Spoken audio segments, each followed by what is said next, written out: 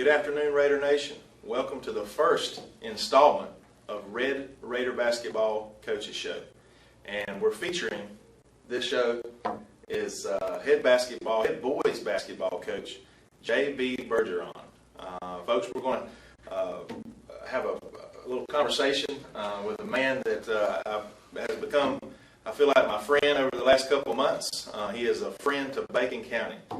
And you'll come to see that and realize that not only through today's show, but as the season progresses with the vision that this gentleman has for Bacon County basketball. Coach Bergeron, how you doing? Can we just stop now? That'd be a heck of a show. We can just go on to practice. I'm doing good, Brent. Thanks for doing this and all you do for the school and the community. This is it's pretty cool, BCTV. Yeah. Glad to be here on my first show.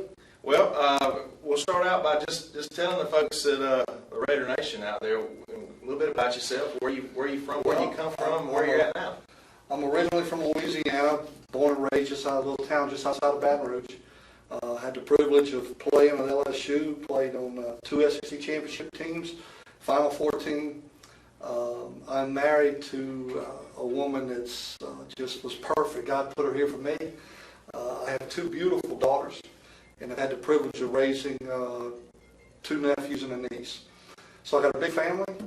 They're excited about this new journey we're on. We're excited about being in Alma, Georgia, and Bacon County, and we do have a vision. Not just when I say we, I don't mean me, I mean us at the school. You know, when Dr. Rickard and Mr. New interviewed me, I came to them that I believe big things can happen in small towns. I believe you can bring a big-time program to a little city. And the kids have bought into what we're selling. The community is just excited. I haven't been to one place, Brent, but I just haven't met nice people. And they want the kids to do well, and they involve in the community. They like where we're headed. Of course, once we put a couple of W's in the column, that's going to help. That's going to help too. But it's just a privilege to be here, Brent. It's the school's beautiful. Y'all are committed. We're committed to the kids first, academically and certainly in extracurricular activities. So far, I have absolutely zero complaints. None. Well, that's good to hear. Everything can't always go perfectly, especially when you're dealing with kids, with teenagers. I've been at this for about 8 years now here at the high school, and I consider myself the biggest fan. And I would consider that an honest statement.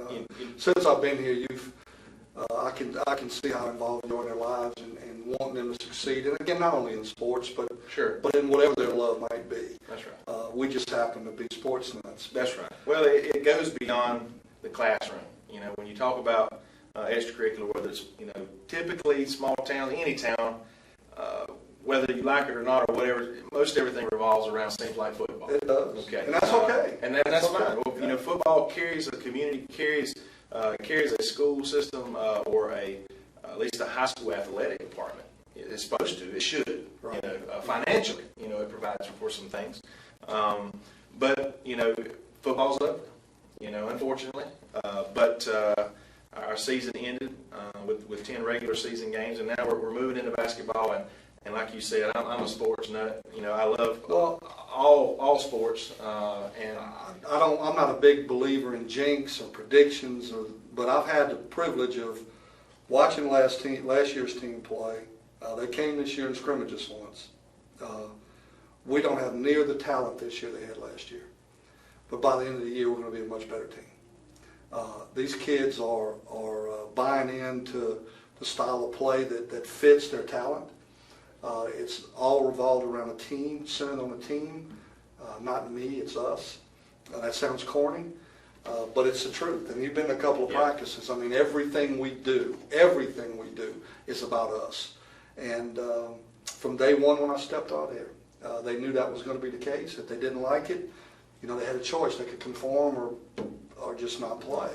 And boy, those that are playing, I think the fans, when they show up, they're going to really enjoy what we're doing and how we're doing it. And I'm not afraid to say that. And that's not boasting. That's just saying we have the kind of kids that are unselfish, that want to be part of a team, that want to be bigger than something than just themselves. They want to be something bigger. And we're going to give them the opportunity to do that. Well, I've only been to 2 practices. I happened to be back to back this past week just for really 30 minutes a pop. And first thing I told my dad, I said, he asked me about it, and I said, Coach is in control. I said, you are, and they're buying into that system that you're teaching. We'll talk a little bit more of that system after the break, or the next segment. But I can tell, just the attitude of the boys. Anytime, and Coach Green did a great job under his tenure. But anytime there's a change, there's always a risk of some fallout or some things that usually you think negatively.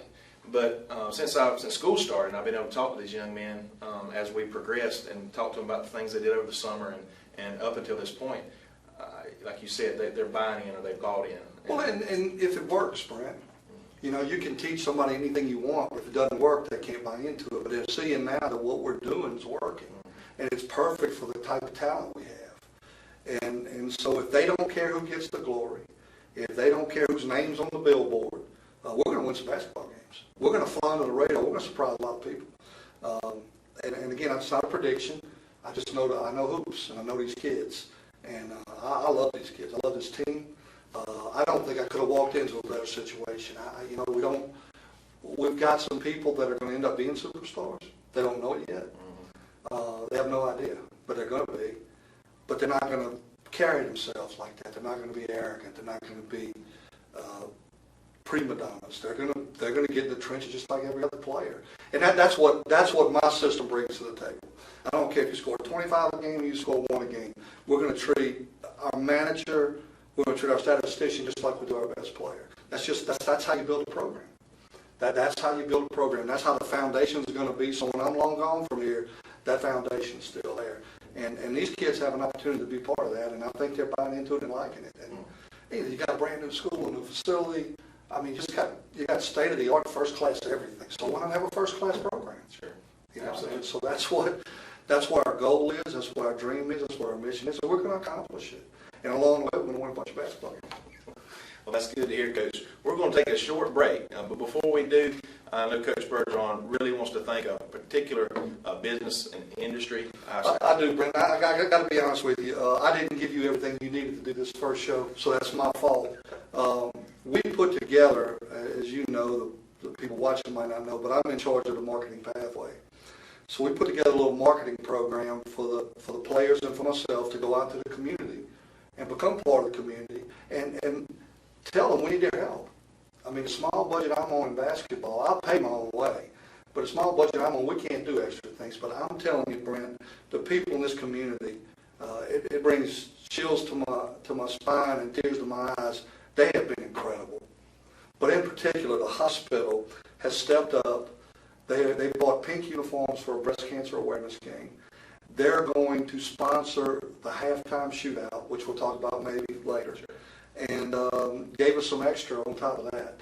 So they really went above and beyond, and they are our major sponsor this year. So I did want to give them a shout out, not to take away from what anybody else did, because the people of this community, whether they all gave as much as they could, and it was just a blessing to see the kids come back and say, man, you won't believe these people.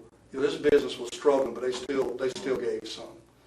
And so you can tell that the people want to be involved in the community and want to give to the kids. So I appreciate you bringing that up. So we'll have some fun in January at the Pink Out game. That'll be fun. We'll be right back after this short break, dive in a little bit more deep into his basketball knowledge, his philosophy, and exactly what he's going to bring to the table as we start the regular season tomorrow, Tuesday, November the 17th at Coffee County. All the places to start, Brent.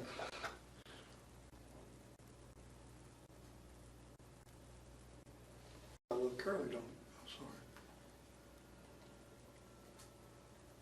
I'm sorry. Welcome back, Raider Nation, to the first edition of the Red Raider Basketball Coaches Show with Coach J.B. Bergeron, our head boys varsity basketball coach. That's sort of a mouthful. But yeah, Coach, talk to us a little bit about your team and its makeup of the young men, and then a little bit of how. Tell us a little bit about your offense and your defensive scheme. Well, let's talk about that. I'm a big believer that a high school coach has to coach to the talent he has. But if I'm a college coach, I can recruit to my system. But if I'm a high school coach, I can't recruit to my system. So I've got to know enough about the sport I'm coaching to put something in that's going to benefit these kids. So as I said earlier in the first segment, we're going to have a couple of superstars. They don't know they're superstars yet. So what I've done is mainly put in a couple of things that are simple in teaching, but they're difficult to learn in that you won't see me standing on the sideline and say number 1, 47-8. They won't have an armband and all that.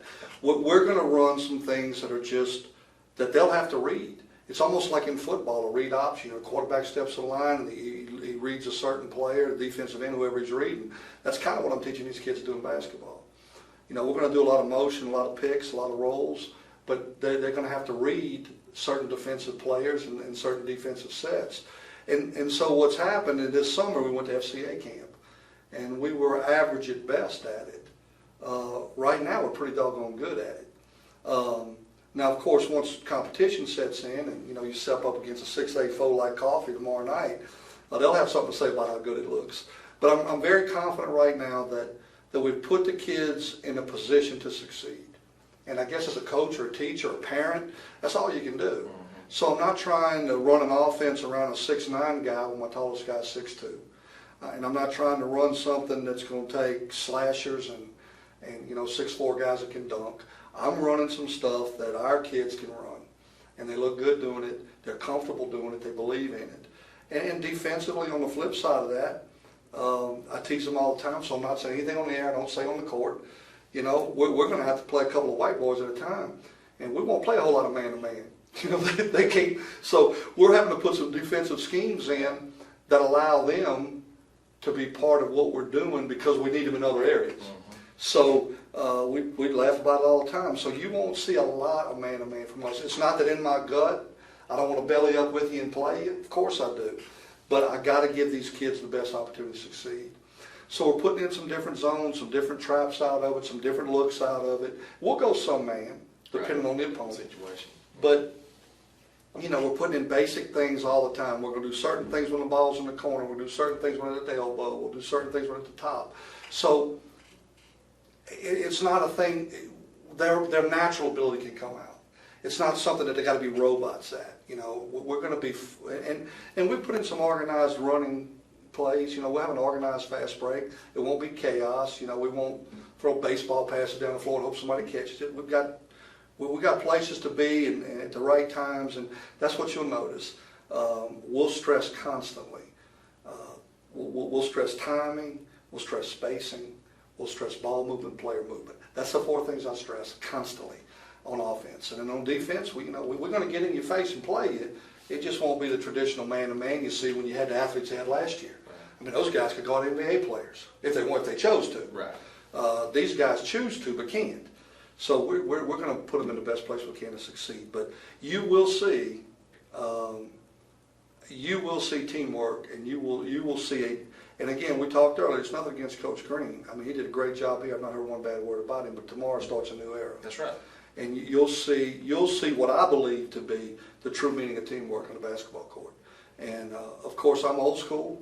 I'm a purist. And I believe this is the biggest team sport they have. I believe that with all my heart. So the fans will see that. You'll see it. I better see it. Yeah. Well, again, a couple practices I went to, and I wasn't there very, very long, but probably the one word that you, and don't be scared, the one word that you said the most, what you can say on the air, was patience. Be patient. And that's the problem with today's society. You know what? It's not just basketball. It's life in general. You watch a guy. I was watching Monday Night Football last night. They get a first down on a 3-yard play, and they stand up to draw attention to themselves on a 3-yard run. In the old days, Dick Butkus would have come over there, and you wouldn't remember where you were. And so the one thing we are doing is that we will do nothing to draw attention to ourselves. If we do anything to draw attention to ourselves and away from our teammates, you'll be sitting right next to me. Now, I'm not going to take away their individualism. I'm not going to take away their passion, their desire. That's not what I'm going to do. But I'm going to teach them not only in sports but in life. You can't do this thing by yourself. You got to have a support system. You got to have teammates. You know, whether it's your wife or your kids or your fellow business people, your fellow teachers, you've got to have support. You can't do it by yourself. And luckily for me, seriously, I mean it sincerely, I don't have that one great player right now that could do that if he wanted to. I don't have them. They all need each other. They know they need each other. And we've got some shooters. We've got guys who shoot the eyes out of it. But, you know, they couldn't guard you in a phone booth. And then we got some guys that can slash and run, but they struggle shooting from 15 feet. So we've got different pieces of the puzzle. Everybody knows their role. And I really believe a true basketball nut is going to like to watch us play. We're going to have a lot. And we've got some exciting things planned. You know, Larry agreed to bring the band out for 4 games after Christmas. It's just going to be a fun place to be in Red Raider Nation during basketball. It's going to be a fun place to be. So we'll have a little jazz band. Yes, we will. I understand we'll have some sort of a nice intro. We're going to, the kids kind of got a briefing on it. And the problem with that is that you single out the 5 people that start, which is okay. They've earned the right to start, but it doesn't mean some of the others don't. But we're going to put a cool little intro together that you're going to be a part of. And I mean, we'll have PA announcers this year. We'll have cool music going on. We're going to get the fans involved. We're including our cheerleaders in everything we do, Brent. Mm-hmm. You know, for years, basketball cheerleaders were just a side. They just kind of get brushed under the rug. We're including them. I got a young man that's going to be our manager that's so excited he can't stand it. We got a statistician. We have a videographer. You know, we're going to build a program that involves more than just 12 guys that wear a varsity uniform. You know, it takes more than that, and that's what I'm trying to teach them. It takes more than that. And plus, I don't have to tell you this, Brent. If you get to the mountaintop and you're standing there by yourself, what fun is that? No. If you can't celebrate with people you love and have been through the trenches with, it's no good. You know, you cry together, you laugh together, you work your butts off together, and then you accomplish something. And we're going to include the student body, the faculty, the community. It's an us thing. It's an us thing. Well, when you see how the community has gotten and rallied around this program, and you've only been here 6-8 months. I can't believe it. I mean, I got here in May. So, folks, if you hadn't seen him around town yet, you will. And that's the personality of this guy. You said earlier that he teaches marketing here at Bacon County High School in our CTAE department. And that's your background, Coach. Tell me a little bit about your. You know, it's crazy, Brent. I got out of school and decided to go the business route, but I was involved in basketball every day of my life. I either taught or either was a community coach with a high school. I worked in AAU every summer. For the last 4 years, I've been the director of scouting for National Scouting Report. So I've been in the gym every day of my life. So I love it, and I promised myself when my baby got out of high school that I was going to find the right fit for me and my family, and I was going to get into coaching. And it just so happened it doesn't matter how many offers, I had some good offers, but there was something about Bacon County. There was something about Dr. Rickard and Mr. New, and just the people that were on the hiring committee. That I said, you know what, I told my wife, that's where we need to be. That's where we need to be. And I'm going to tell you something else. I did that when I thought we had the old school. I didn't even know we had the new school. Had I known that, it wouldn't even been a choice.